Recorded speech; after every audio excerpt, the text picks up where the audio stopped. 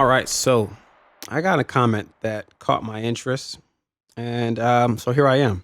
Apparently, Roy Kamara, 2437 says I am drinking the candy Kool-Aid. So there are certain comments that sometimes I feel like I got to make a video about because I can explain something to you, but I can't understand it for you. So first of all, I want to say their comment was actually pretty funny. To be real, Roy said, "Get off the candy Kool-Aid. You're trying to get clicks from Candy Cult." I can't hate on the comment because it's funny. The wordplay is creative. I actually like Candy Kool-Aid. If I was Candace Owens, that would be a shirt. That would be merch. All right. But no, sir. No, Mr. Roy. I want to talk about this. The Roy commented this on my video about Erika Kirk thinking it would be easy to replace Charlie Kirk, right? I am not drinking the Candace Owens Kool-Aid. Now, out of, I mean, just to be transparent, I am a fan of Candace Owens. Absolutely. I've said that before. I respect what she's built. I respect that she owns her own platform. I respect that she's willing to say things that a lot of people are scared to say. I respect her choice of who she chooses to have as brands, even. I'm sure she could have bigger brands, but she seems very principled. And I like that. I fuck with that. You know? But being a fan of somebody does not mean I surrender my brain to them. I don't believe everything Candace Owens says. You feel me? I don't. And I don't believe everything anybody says. I've said that before. That's actually the entire point. My main point was this was never about Candace Owens. My video was about Charlie Kirk. And specifically, it was about something that bothered me after Charlie Kirk passed. And it was like how quickly people started behaving like the thing he built could actually just keep on moving. And it did for a little bit because, that pain that everybody felt right away created that outpour. And so many people started to buy into TPUSA and, their chapters were growing like crazy right away. So they benefited off the backs of him on the onset of it all. But to think that they could just replace him with somebody standing in his spot is something that I started to notice because you can't do that. We haven't had somebody replace Michael Jordan in how long? People are trying. People are trying to have the conversations. It's still not the same. And so that's what bothered me because Charlie Kirk wasn't just a CEO, dog. He wasn't just the guy whose name was on the paperwork. Charlie had a skill. Keep it 1,000. Take Candace Owens out of the equation. Charlie had a skill. And what's crazy is you can't take Candace Owens out of the equation because she has the behind the scenes. She's got the images. We can all go on YouTube and we can all find the events of Charlie and Candace, not Charlie and Erika. Erika wasn't going to those events doing the debates. No, it was Charlie and Candace. But Charlie had a skill. He could walk onto a college campus and let somebody challenge him on basically anything and answer them right then and there. No script. You know how hard that is? When Charlie had that interview with Gavin Newsom and he was talking about how leftists, Democrats or leftists in general are afraid to have those types of conversations because they aren't comfortable being challenged. Man, I thought that was so gangster to tell him to his face. You scared of this, dog. You guys hide behind PR. And he doesn't. Now, you better believe there are absolutely some Republicans that do not do what Charlie was doing. That's why for me, it's not about left or right. It was about Charlie. But man, no script, no PR team cleaning up what he said, no perfectly curated interviews. Just ask the question and I'm going to answer it. That's gangster.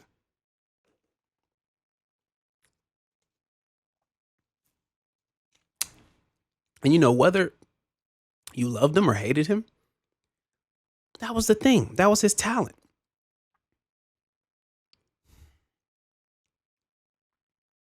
I got this clip I want to show from when he was on a college campus, and this woman just popped off asking him, and you could peep her energy too from jump. You could peep that she was kind of frustrated with him or trying to gotcha him. And she asked him to define CRT without any right-wing talking points. I'm hoping that you could explain, without using a single buzzword or a conservative talking point, what CRT is. So you want to go back to Herbert Marcuse, the Frankfurt School, Michel Foucault, Jacques Derrida? I want you to answer man. my question. No, I'm just asking you, how far back do you want me to go? I want you to explain what CRT is. What CRT is comes out of critical theory, which came out of the Frankfurt School, which is a belief that there are systems that exist, both institutionally and systemically, and that through critical theory, which also has critical law theory, through the changing of how we view society must be through a racial lens and not through economic lens or through a legal lens. And if you look very clearly at the writings of Marcuse, at the writings of Spinoza, especially in the early 1990s where this started to pop up, there was this idea that we must give preference based on the melanin content of people's skin, not on actions, not on choices, and instead, because America's so unequal, because it is so inequitable, that these writers and authors that were the beginning people that actually started this term critical race theory 50 or 60 years ago believed that this would be a true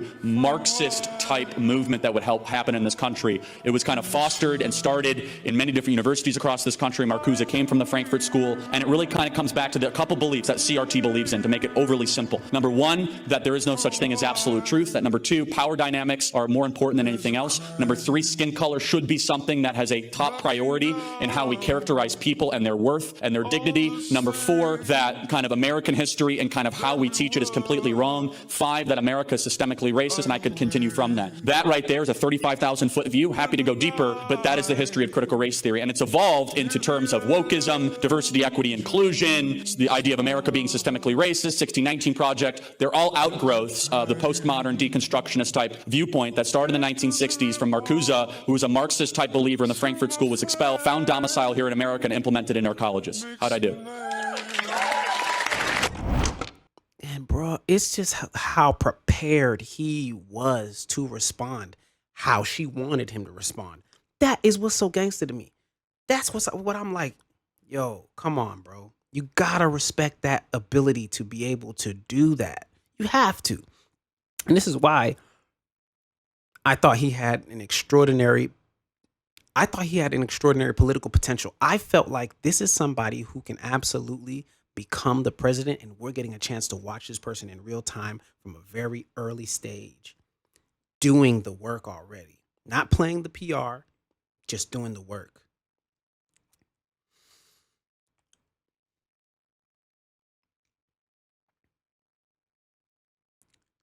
That's why I keep saying you cannot just replace somebody like that. That's what I got a problem with. You can replace a position, but you cannot replace a person. Erika Kirk did not inherit the skill.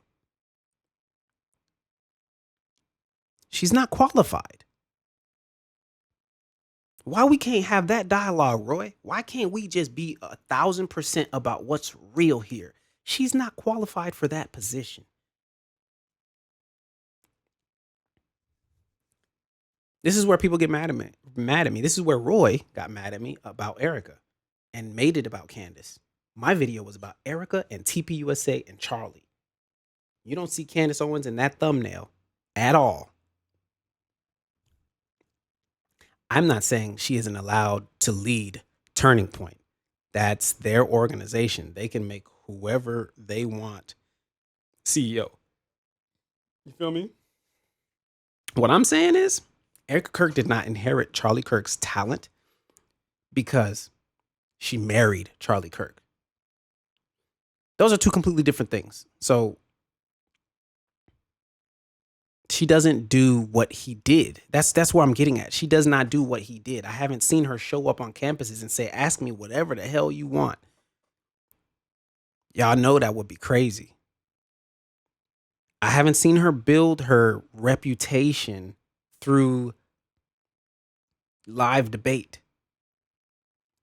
What I've seen is speeches, curated interviews, controlled appearances, PR. And that ain't no insult. That is just a different skill set.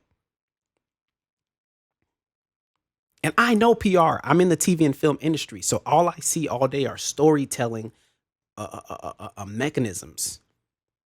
Storytelling for that show, for this movie, for that actor, etc. You know what? Look at this. My wife does hair. Right? God forbid something ever happened where she could never do hair again. I could absolutely inherit the salon. I could absolutely inherit the chairs. I could inherit the logos, the logo. I could have every client's phone number, but I did not and could not and would not inherit her hands, the skill that she has put forward, that she built. I can't get that. She got years of doing that. I don't have that, and I won't, and I could never. I cannot do what she does just because I lived in the same house with her. That's what I mean. When I say Charlie Kirk cannot simply be replaced. Yes, dog. Yes, bro. Yes, I do respect Candace Owens, bro. She's relevant to the story, for sure. She worked with Charlie. She toured with Charlie. She experienced that public version of Charlie up close. And I respect the fact that after he died, she kept asking questions. I respect that. Got to get my breakfast. Excuse me. That does not mean every theory she has is automatically correct. Those are two different conversations. And this is where I think people lose their minds. You think if I respect Candace asking questions, then I must believe every answer she gives. No, she doesn't even believe every answer she gives, because if then she can prove the point afterwards, because there's new information in that next episode, she's going to talk about that. But people are tripping on some, like, you can't even look at her stuff or comment on her stuff. And that's what people do in this day and age, in this society. They try to guilt you into not saying what you think. They try to guilt you into not having your own opinion. I respect the questioning. I respect it. I respect the work. I respect somebody not just going, well, the authorities said this happened, everybody go home. How many times have we seen just some foolishness from the authorities? And we all have this selective memory. We all just want to forget, and really all off of this idea that, it's the grieving widow. Every time we see murder mysteries, there is a true crime industry built off of the backs of a husband doing something foul to the wife, or the wife doing something foul to the husband. I see stories all day. Oh, the wife poisoned him. Oh, the husband took out the wife and the children and took himself. Every day. Oh, we can't rule them out. Roy, am I tripping? Am I tripping? Is it okay for FBI to pull up and then give her all his belongings from jump? That's not how it works, bruh. Am I tripping? Seeing her pop up out there, the sparklers there. She's having an interview with Nicki Minaj. That was the weirdest thing to me off rip. It was like, wait a minute. What? It's like, y'all are building the company harder, but you really gotta be you should be grieving.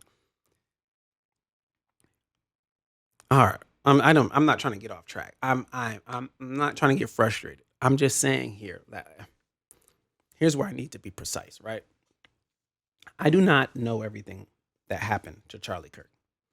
And Roy, you don't either. Candace doesn't either. There are active legal proceedings and actual evidence that have to be taken serious.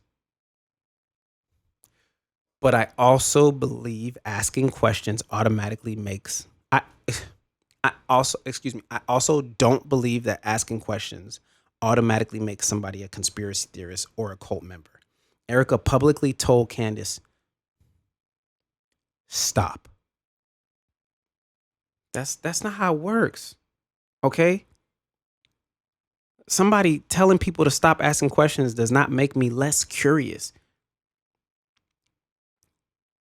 Think about the nature of a child. You tell your child not to do something and they will continue to try to do it. That's the nature of people, actually, as a whole. It makes me want better answers. It makes me curious why she was so okay with shutting everything down and declaring off the rip that, yep, I forgive Tyler and I'm ready to move on.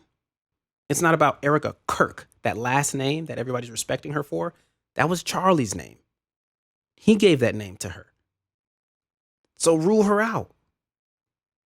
The fame that she has that makes people care so much to not want to talk about a widow.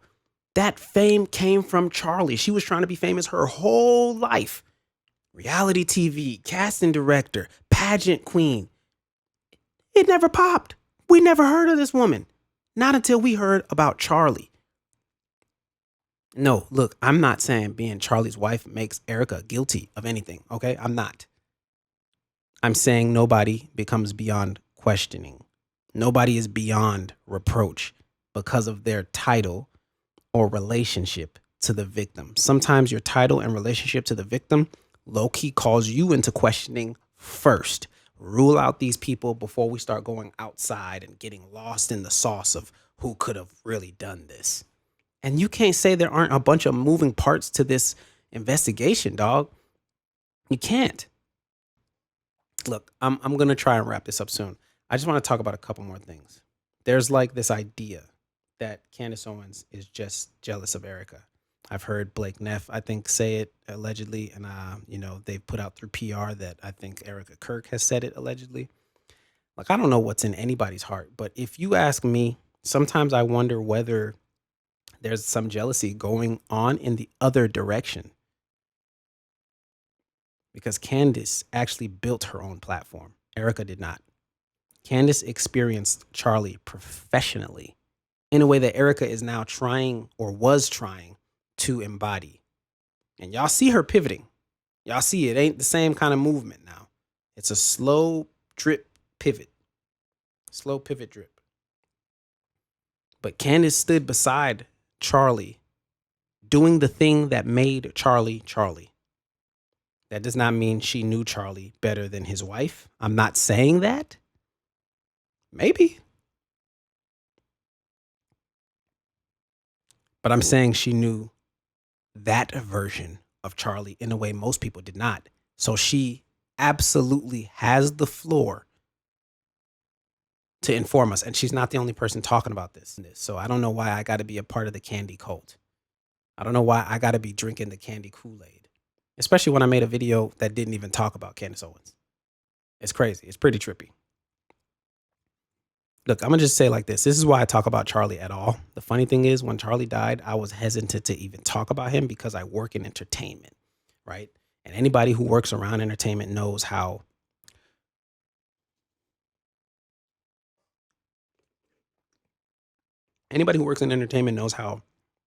weird people can get when you say something positive about somebody who's conservative, especially since I'm black too. But I liked Charlie. I did. I liked Charlie a lot. I didn't agree with everything he said, but I didn't want him. I didn't want to become Charlie, but I respected that dude's preparation. Fuck, I would like to be prepared like that. I would love to be on set and they just throw anything at me and I'm just ready. I've had moments like that where they threw shit on me on set and I was ready. And I've had moments like that on set where they threw something at me and I wasn't. The latter is not fun. I respected Charlie's preparation. I respected his confidence. I respected that he believed in marriage and family.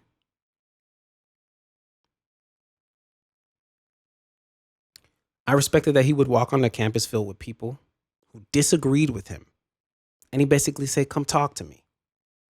That shit is rare, bruh. So look, no, I'm not trying to get clicks from the Candy cult. I think if I was trying to get clicks from the Candy cult, I would probably put her pictures in all of my videos. I've released like 10 videos in the past couple of weeks, and she's in one of them. Come on, Roy. But look, shout out to you because that phrase is hilarious, bro. But I'm talking about Charlie Kirk.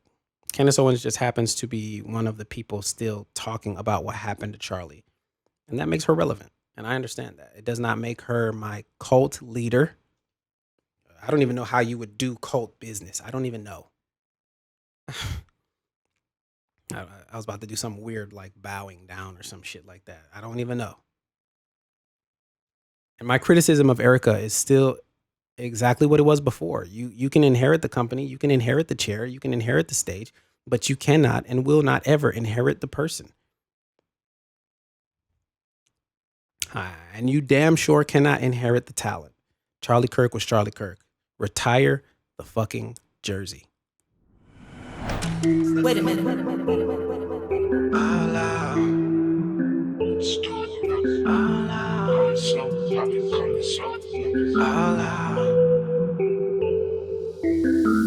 Call me so poppy, call me so poppy. Got the store rocking, got the store rocking.